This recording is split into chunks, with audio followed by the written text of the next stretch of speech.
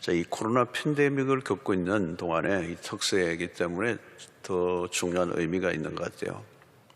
지금도 어려움을 우리가 겪고 있지만 저는 어쩌면 이 어려움이 이런 코로나 팬데믹이 앞으로 더 큰 어려움을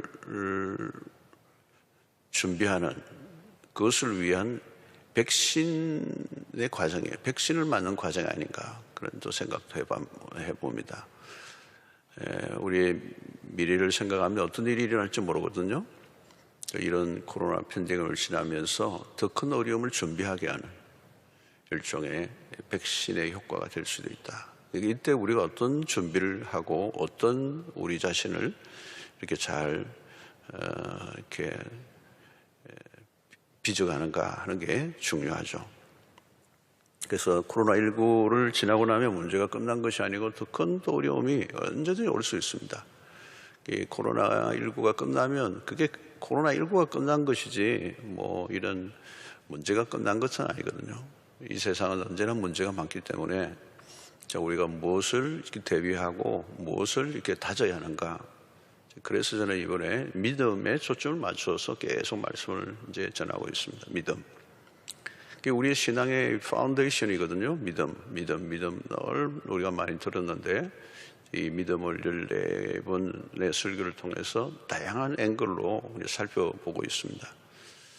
믿음은 너무 중요하죠, 여러분. 우리의 신앙의 기초잖아요. 기초, 파운데이션. 이 기초가 무너지면 흔들리면 다 흔들리는 겁니다. 믿음을 이제 다져야 돼요. 그래서 언제나 우리는 이 기초 또 이게 핵심적인 이 본질적인 것들, 불확실한 시대일수록 우리의 믿음의 기초를 더 확실하게 이제 해야 하는 것이죠. 자, 오늘 우리의 믿음이 어떤 것인가, 이제 그런 부분에 있어서 이제 또 다른 오늘 이 본문을 가지고 말씀을 나누겠는데 6절 하반절에 보면 바울은 사랑으로서 역사하는 믿음뿐이라 그랬습니다. 사랑으로 역사하는 믿음, 아주 독특한 표현이죠. 아마 이건 갈라디아 교회 안에 있었던 여러 가지 어떤 어려움을 야기했던 것에 대한 바울의 이제 가르침이죠. 그리스도 안에서 할래나 무할래나 뭐 그거 따지고 이제 그러는데 이것이 그 교회를 더 어렵게 만들었대요. 그래서 그들 안에 있는 믿음을 다시 한번 확인시켜 주는데 그 믿음은 어떤 믿음인가? 사랑으로서 역사하는 믿음이라는 거예요. 사랑으로서 역사하는 믿음. 이 말은 여러분 역사하는 믿음, 요까지는 우리가 잘 이제 많이 익숙해요. 그런데 사랑으로서 역사하는 믿음이라는 거죠. 사랑이라는 수식어가 붙어 있어. 믿음이라고 하는 것에. 믿음이 믿음으로 발휘되려고 하면 사랑이 필요하다는 것입니다. 믿음으로만 믿음이 워킹, 작동되는 게 아니고 그 믿음에 사랑이 더해야 돼요. 사랑으로서 믿음의 역사를 해야 된다는 거예요. 그러니까 다시 말하면 사랑이 있을 때 믿음은 더 활성화된다는 거예요. 사랑이 빠져버리면 그 믿음은 사실은 짝을 잃어버린 뭔가 아직 완전하지 않는 상태라는 거예요. 그래서 여기 바울은 믿음과 사랑을 어떤 면에서 같은 짝으로 지금 가져오고 있는 거예요. 믿음은 믿음 따로 이렇게 활동하는 게 아니고 사랑 안에서 이 믿음이 작동이 되고 움직여져야 된다는 거예요. 자, 우리가 믿음, 소망, 사랑이라고 하는 것은 기독교의 가장 이렇게 중요한 세 가지 요소잖아요. 그죠? 믿음, 소망, 사랑. 고린도전서 13장에도 나오지만 데살로니가전서 1장 3절에서도 그 말씀을 하거든요. 너희의 믿음의 역사와 사랑의 수고와 우리 주 예수 그리스도에 대한 소망의 인내를 우리 하나님 아버지 앞에서 끊임없이 기억함이니 이 세 가지가 연결되어 있죠. 믿음의 역사, 여기도 믿음의 역사, 믿음은 역사하는 것이죠. 여러분 사랑의 수고 그리고 소망의 인내. 역시 여기도 이 믿음과 소망과 사랑이 연결되어 있는 것입니다. 서로 연결되어 있다는 것. 자, 오늘 우리가 믿음과 사랑의 조화를 이제 다루는데요. 이제 믿음은 믿음이고 사랑은 사랑이라고 여기면 안 된다는 거예요. 분리시키지 말라는 거죠. 자, 우리가 믿음이 좋은 사람 하면 떠오르는 이미지가 여러분들 어떻습니까? 믿음이 좋다라고 할 때 여러분 탁 떠오르는 이미지가 어때요? 좀 강하게 느껴지는 부분이 있죠. 좀 강하게 느껴지죠. 믿음이 좋다 이러면 뭔가 세다 이런 느낌이 들죠. 믿음이 좋은데 뭔가 사랑이 별로 느껴지지 않는 경우가 있습니까? 혹시 그런 느낌이 들어요? 믿음이 굉장히 좋은 분인데 사랑은 좀 느껴지지 않는다. 자, 바울은 지금 어떻게 이야기합니까? 고린도전서 13장 2절에 보니까 내가 예언하는 능력이 있어 모든 비밀과 모든 지식을 알고 또 산을 옮길 만한 모든 믿음이 있을지라도 사랑이 없으면 내가 아무것도 아니야. 산을 옮길 만한 믿음이라면 여러분 어떻습니까? 대단한 거죠. 대단한 겁니다. 산을 옮길 만한 믿음. 근데 바로 뭐라고 얘기합니까? 사랑이 없으면 아무것도 아니라는 거죠. 사랑에 빠진 믿음의 역사를 격화시키는 겁니다. 믿음의 역사가 아무리 대단해도 사랑에 빠져 있으면 그건 아무것도 아니라는 거죠. 상당히 바울은 강경한 표현을 쓰고 있는 거예요. 아무것도 아니라는 이 말은 뭘까요? 영적인 유익이 전혀 없다는 겁니다. 산을 옮길 만한 역사를 일으켰어도 사랑이 없다면 영적으로는 전혀 의미가 없고 유익이 없다는 것. 중요한 관점을 우리에게 가르쳐주는 겁니다. 고린도 교회 안에서 믿음을 가진 사람들이 꽤 있었습니다. 다양한 역사들을 일으키고요. 그리고 여러 가지 영적인 은사를 가진 사람들, 영적인 은사를 드러냈습니다. 이 믿음의 역사는 좋은 거죠. 그런데 그 믿음의 역사가 일어나는데 후유증이 많아요. 사랑으로 하지 않은 믿음의 역사는 결국은 하나님 앞에 어떤 또 공동체 앞에 좋은 게 없다는 거죠. 그래서 바울은 명확한 기준을 제시합니다. 사랑이 없다면 그 믿음의 역사는 nothing, 아무것도 아니다. 자, 여러분 우리가 믿음을 강조하다 보면 왠지 비장해져요. 믿음 하면 비장해져, 비장해. 돌격 앞으로 이런 분위기예요. 그래서 좀 믿음이 강하다고 하는 사람을 보면 좀 무시무시해요. 물론 신자는 불신의 세계와 맞서 싸워야 되죠. 믿음의 삶은 전투적일 때가 많습니다.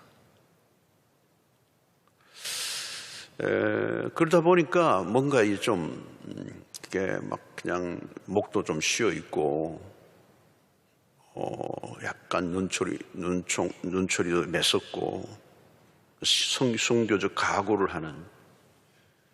한국 교회가 그동안에 이 순교적 신앙, 순교적 각오, 이게 많이 강조되었어요. 그죠? 그래서 안희숙 여사의 죽으면 살리라 이런 책들도 굉장히 감동적이잖아요. 굉장히 감동적. 또 한국교회 안에 한국교회가 이 짧은 역사 안에 많은 걸 이뤄내었어요. 그리고 믿음이 충만한 사람들이 많아요. 근데 그 믿음이 좀 한쪽으로 기울어져 있는 거예요. 믿음은 좋고 열심도 대단한데 나중에 보면 싸워요. 요즘 싸우는 교회도 많아요, 사실은.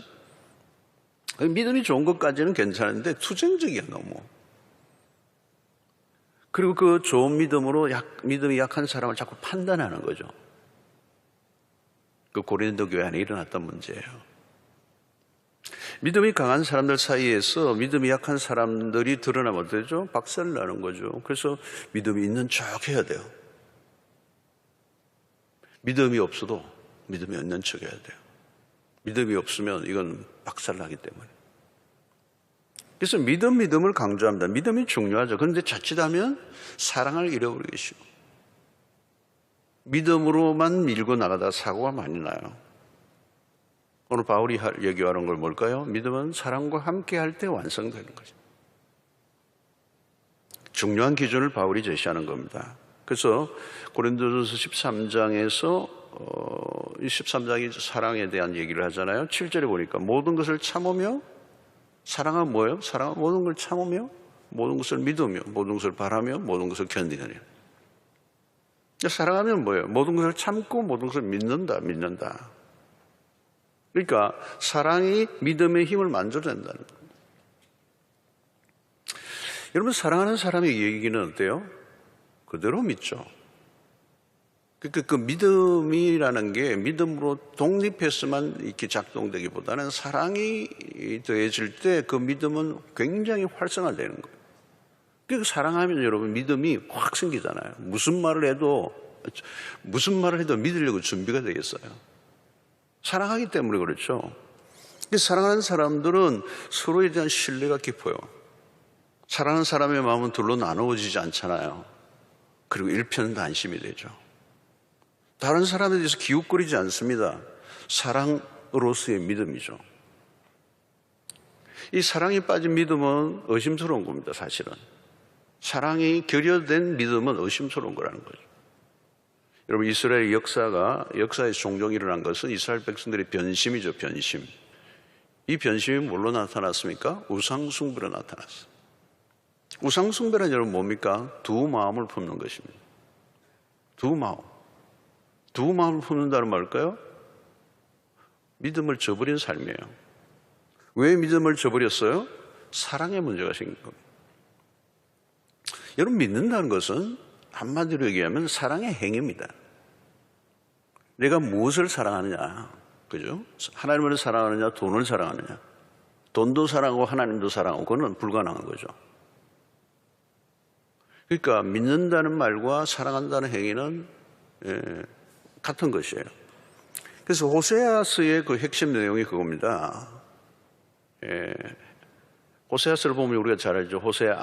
선지자의 아내가 집을 나가서 다른 남자의 어떤 외간 남자의 아이를 빼고 돌아오죠.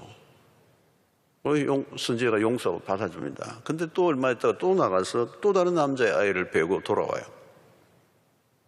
이 호세아의 아내의 문제는 뭡니까? 진짜 사랑을 받아야 할 대상을 두고 다른 남자에게 사랑을 받으려고 하는 거예요.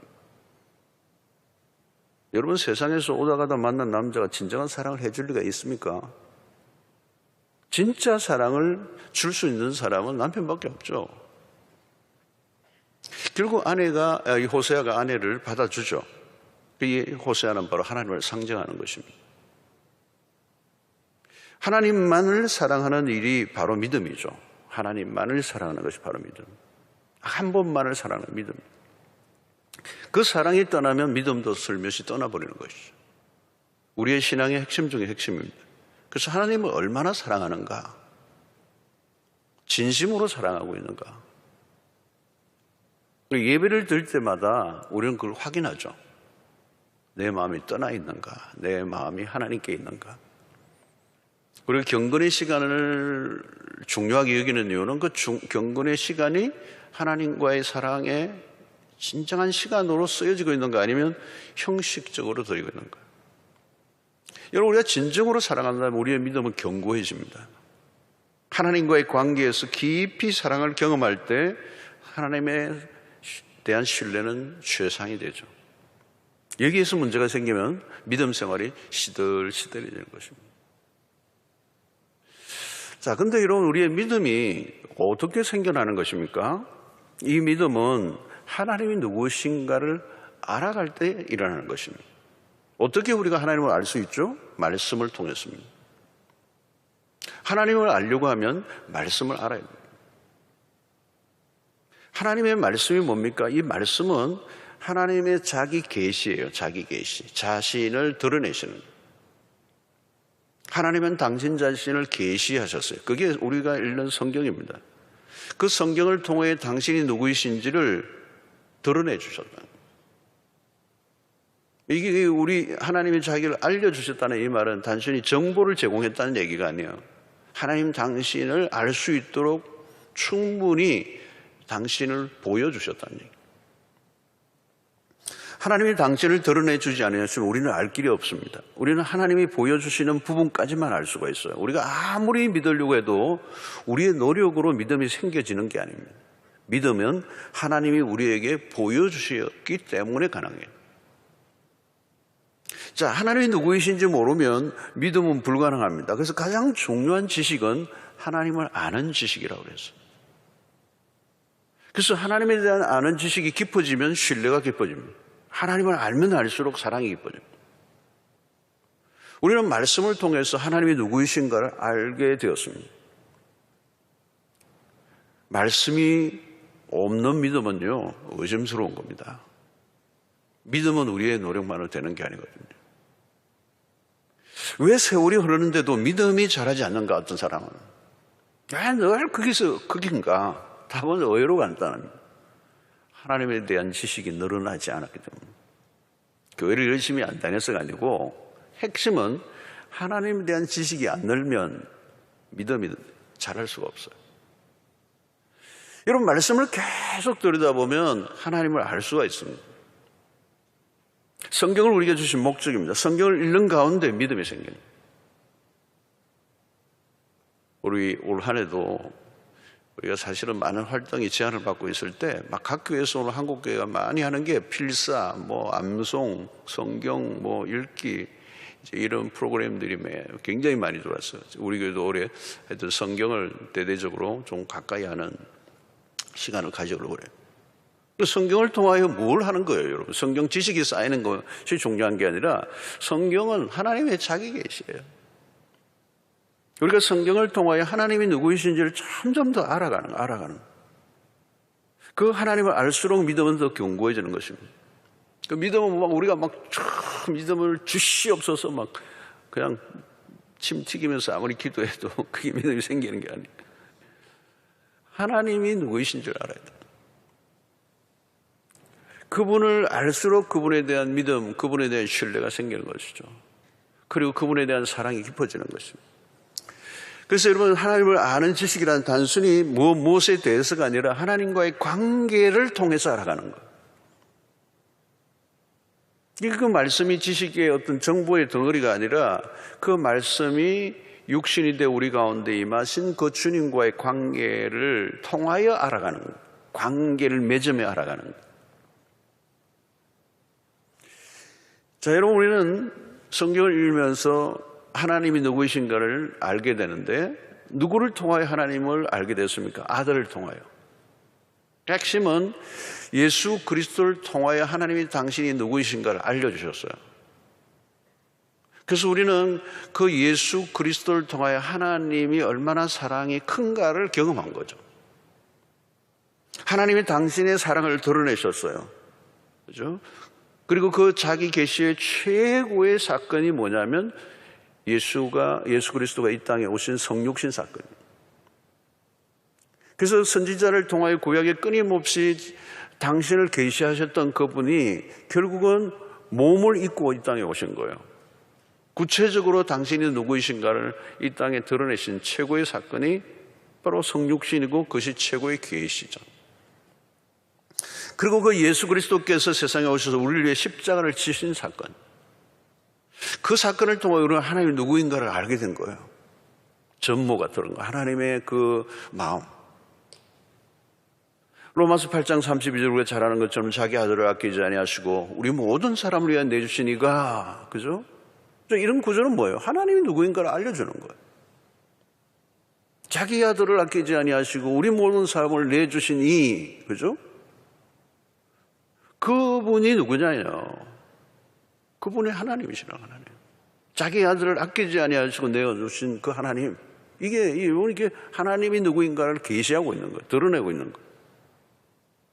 그래서 우리가 이런 십자가, 하나님의 아들을 통한 하나님의 사랑이 무엇인가를 말씀을 통하여 보는 가운데 성령이 우리 가운데 감동을 주실 때 그 사랑의 화력에 빨려 들어가는 거예요. 하나님이 이처럼 우리를 사랑하셨다는 것에 대한 정확하게 그 말씀이 내 안에 2000년이 지난 오늘 내 안에 성육신 사건처럼 내 안에 임하시는 거예요. 그럼 논리가 무너져 버려요. 모든 논리가 다 무너져. 잡다한 이론들 딱 얼어붙었던 마음이 그냥 눈 녹듯 녹아져 버려요. 사람이 갑자기 막 그냥 확 사랑에 한번 빠져버리면 여러분 사람이 좀 이상해지죠. 남이 보기에는. 제 3자가 보면 좀 이상해요. 막 흥얼흥얼거리고 있고요. 뭔가 그냥 너무 좋은 거예요. 사람이 허물허물해져요, 여러분. 허물해요. 도끼도 없어지고요. 하나님 앞에서 완전히 무장 해제돼 버리고 마는 거죠. 여러분 이거 경험이잖아요. 그죠? 어떤 하나님의 말씀을 성령을 통하여 깨닫는데 그 한가운데 계시의 중심에 그리스도의 십자가 사건이 2000년 사건이 아니라 오늘의 나의 사건으로 경험되는데요. 사랑의 용광로에 빠져들어가는 거잖아요. 그 십자가 앞에서 하나님 누구이신지를 알면 그 하나님 앞에 우리가 무릎을 꿇는 것이죠. 나를 사로잡고 내가 이제 더 이상 그 하나님을 포기할 수 없는 그 사랑에 매여 있을 수밖에 없는, 설명할 수 없는 일이 우리의 내면 아래에 일어나는 거예요. 신앙은 설명할 수 없는, 머리로 납득이 안 되는.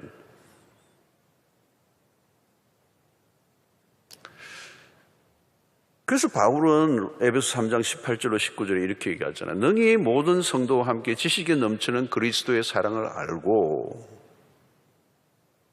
이거 놀라운 얘기죠, 그죠? 지식에 넘치는 그리스도의 사랑을 알고, 그 사랑이 어떤 거예요? 너비와 길이와 높이와 깊이. 높이는 하늘보다 더 높고, 깊이는 바닷속 어디보다도 깊고, 너비는 지구의 어떤 것보다 넓고. 이 가름이 안 된다는 표현이잖아요. 그것을 어떠함을 깨달아. 자, 여러분, 하나님에 대한 이 지식과 사랑이 우리의 믿음을 일으킵니다. 그래서 그 하나님의 사랑을 알고 나면 그분을 신뢰하게 되는 거죠. 그 사랑 안에서 믿음이 강해진다. 그래서 여러분, 이 하나님의 사랑이 빠져버리면 믿음은 헛도는 것이죠. 메마른 형식적인 신자가 되고. 여러분, 사랑이 없는 믿음이 생길 리가 있습니까? 부부간에도 마찬가지죠. 사랑을 하면 상대를 믿지만 사랑이 식으면 상대를 의심해요. 잘해주어도 못 믿어요. 잘해줄수록 더 못 믿어. 이 인간이 뭐 죄를 지었나. 의심의 눈치를 보죠. 그런 관계는 깨어지는 겁니다. 사랑할수록 믿음은 더 깊어지는 것이죠. 여러분, 이스라엘 백성을 보면 하나님의 사랑을 의심할 때가 많았습니다. 말라기스도 그랬죠. 하나님의 사랑을 그들은 의심했어요. 그런데 하나님의 사랑은 사실 변함이 없었죠. 종종 믿음의 길을 걷다 보면 힘들어질 때가 있습니다. 하나님의 부재를 느낄 때가 있어요. 하나님이 함께해 주신다는 느낌이 들지 않을 때가 있습니다. 하나님이 떠나신 것 같은. 그러는 것은 우리의 느낌이죠. 느낌에 기초한 신앙은 안 되는 거예요. 오락가락하는 것입니다. 여러분, 부부가 함께 살아가면서 느낌으로 삽니까? 느낌은요, 선연초에 있는 것이지. 늘 장밋빛 무드는 아니죠, 여러분. 뭐 느낌이 좋을 때가 많죠. 여러분, 신혼여행만 갔다 와도 현실이잖아요. 느낌만으로 며칠 못 버텨요. 우리는 믿음의 기초로 꾸준하게 사랑하는 것이죠. 우리의 믿음은 하나님의 사랑에 기초한, 그 사랑이 우리의 믿음을 바치고 있는 거죠. 여러분, 바울이 얘기한 고린도전서 13장 7절을 다시 보면요, 모든 것을 참으며 모든 것을 믿으며 모든 것을 바라며 모든 것을 견디느라. 여기서 모든 것을 참는다는 거예요. 참는다. 견딘다. 감정이 아니에요. 감정에 매몰되어 있지 않아요. 진정한 사랑은 감정 차원에서만 머물러 있지 않아요. 부부도 마찬가지예요, 여러분. 느낌이 좋다고 마침 밥 안 하면 됩니까, 여러분? 느낌이 좋다고 뭐 직장에 뭐 남편이 일하러 가지 않으면 되나요, 여러분? 오지적인 행동을 하잖아요. 그러니까 믿음과 사랑은 함께 움직이고 있다는 것, 떨어지지 않는다는 거죠. 믿음의 삶은 의지적인 실천입니다.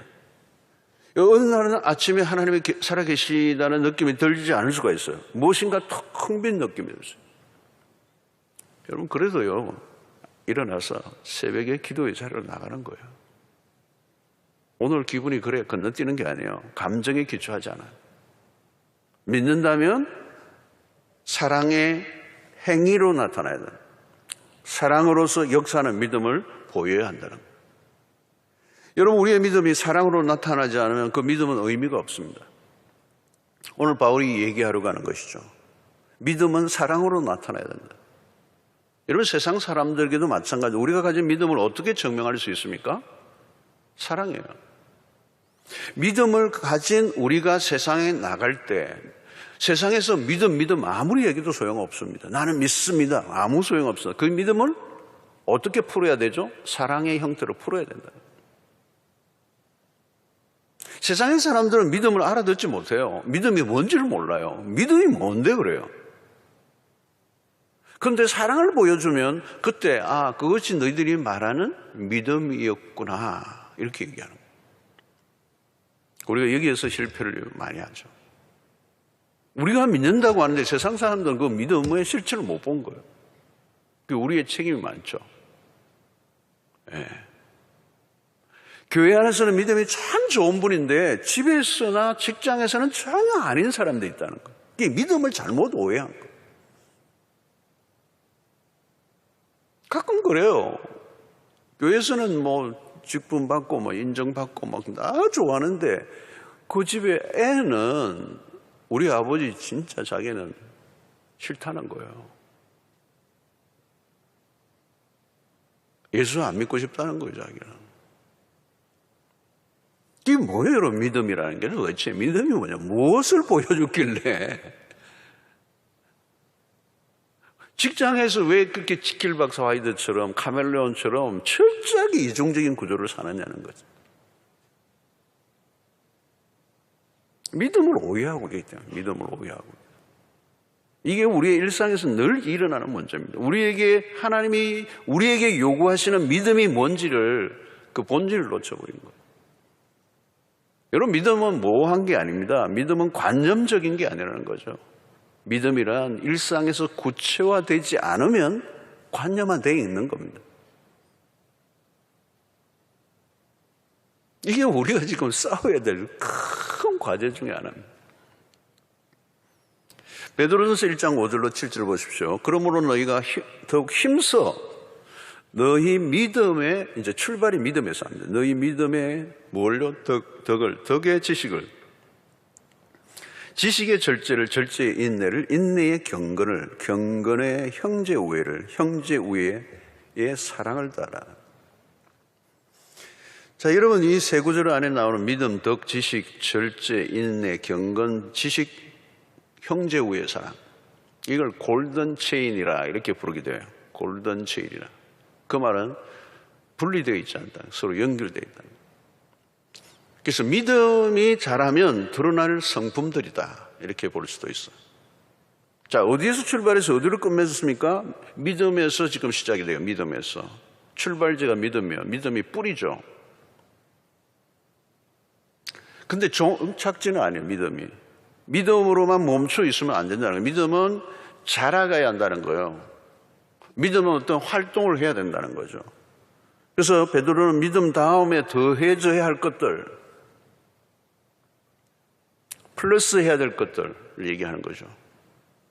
믿고 구원받은 것만으로 만족하면 안 돼요. 믿음으로 달려가야 돼요. 믿음의 결성점들, 믿음을 통하여 표현해내야 될 것들. 그 가장 탑 레벨에 뭐가 있어요? 마지막에 사랑이 있는 거예요. 믿음은 사랑으로 증명해내야 된다. 이게 사랑으로서 역사합니다. 사랑으로서 역사합니다. 믿음은 자기 혼자 막 빠져가지고 막 해롱해롱하는 한 대 맞은 것처럼 뭐에 빠져서 해롱해롱하는 게 아니라는 거예요. 믿음 좋다는 걸 너무 오해하고 있는 거예요. 근데 믿음은 좋은데 별로 가까이 하고 싶지 않은 경우가 많은 거예요. 여러분, 사랑으로서 역사한다면서 무엇을 말합니까? 믿음의 역사는 자기중심적이 않는 거죠. 고린도전서 13장에서 바울은 잘 그걸 정의를 해놨어요. 사랑은 하면서 말이죠. 자기중심적으로 소유하려고 하지 않아요. 근데 믿음은 굉장히 자칫하면 자기중심적. 여러분, 이기적이지 않죠? 이기적이지 않다니. 믿음으로 역사하는, 사랑으로서 역사하는 믿음은 자기 중심적이지 않고 이기적이지 않아요. 또 사람을 사귀어도 자기에 맞는 사람을 고르지 않아요. 자기를 즐겁게 해주는 사람을 좋아하는 그건 이기적인 성향이죠. 사람을 여러분 골라가면서 사귀면요 힘들어져. 골라가다 보면요 고를 사람이 한 사람도 없어요 나중에. 결국 외로워지죠. 사랑으로서 역사하는 믿음은 다르다는 거예요. 비이기적이라는 거예요. 가장 여러분 우리가 뭐 에로스나 아가페나 이렇게 뭐 여러 가지로 분류하지만 큰 덩어리로 보면요 이기적인가 이타적인가의 싸움이에요. 이게 뭐예요? 여러분 죄성이 한가운데 그거 있는 거예요. 자기중심적인 거. 이게 죄성이죠. 자기 가족을 사랑하는 것처럼 또 이웃을 사랑하는 거죠. 그렇죠? 자기 가족을 사랑해야죠. 근데 자기 가족만 사랑하는 거 안 되죠.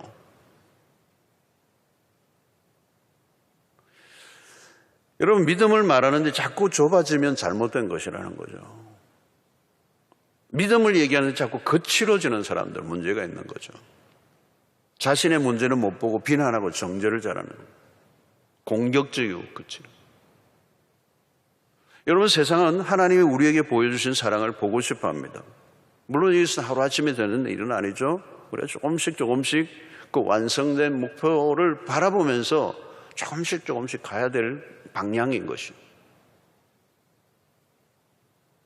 오늘 여러분 믿음과 사랑은 분리되어 있지 않다면 사랑으로 모든 것이 이렇게 마무리되는 것을 말씀해요.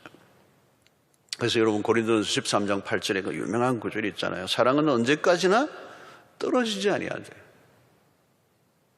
떨어지지 아니하되. 예언도 피하고 방언도 그치고 지식도 피하리라. 다 끝이 난다는 거예요. 그러나 사랑은 언제까지나 떨어지지 않는다. 여러분 믿음으로 이룬 거대한 업적들도 언젠가 다 사라져요. 아무도 기억하지 않아요.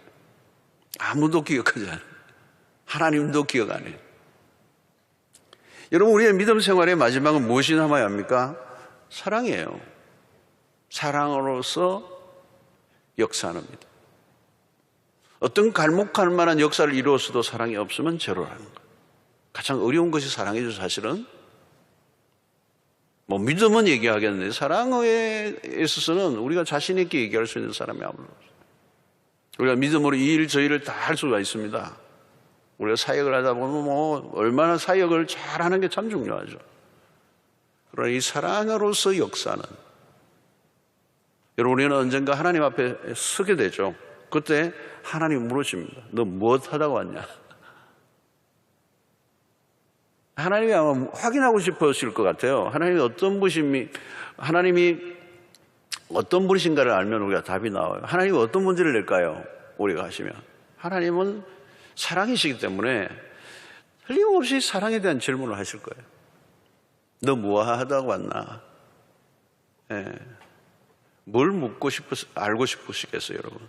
너는 하나님을 사랑하고 이웃을 사랑했느냐는 거예요. 그것이 여러분 율법이고 선지자의 계명이에요. 여러분 하나님 물으시는 핵심은 그것입니다. 너가 가진 믿음으로 뭘 했느냐는 거죠. 하나님의 믿음을 가진 사람을 사용하시죠. 왜 사용합니까? 사랑 때문이에요. 하나님이 쓰실 만한 도구는 누구입니까? 하나님과 결이 맞는. 하나님의 결이란 뭘까요? 결국은 사랑이에요. 그 믿음은 도구죠. 사랑을 쓰기 위한 도구라는 거죠. 믿음이 목표가 아니라는 거죠.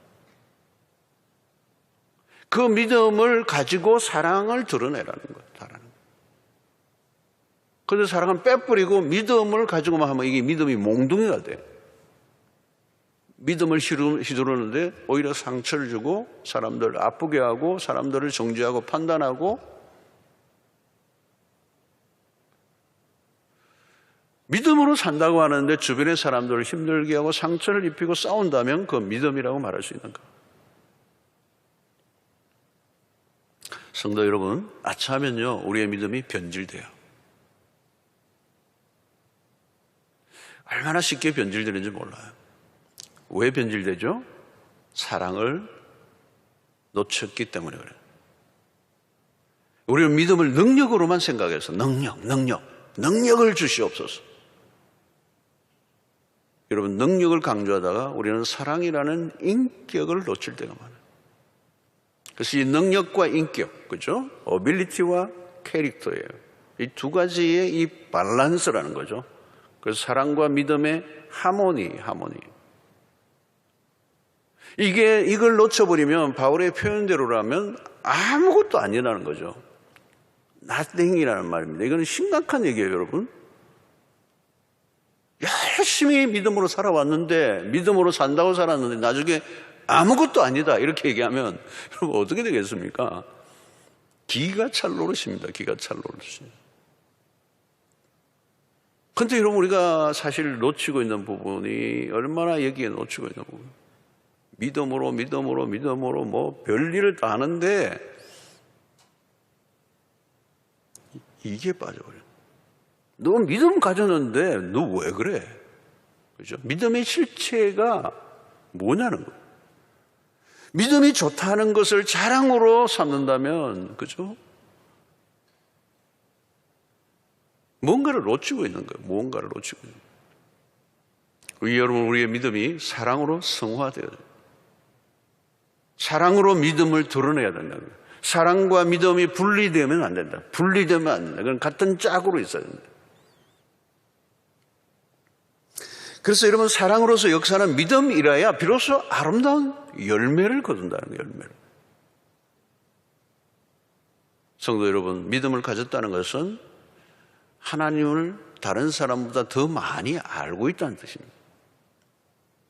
그렇다면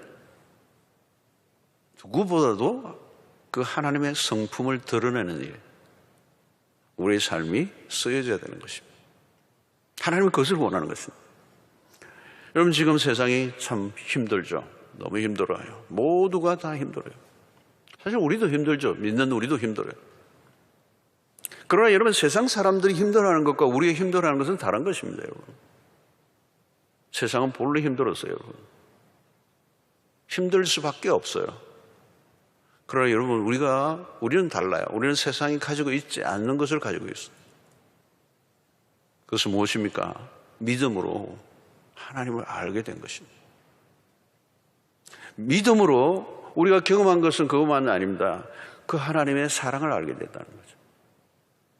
그 사랑은 넘치는 사랑이에요.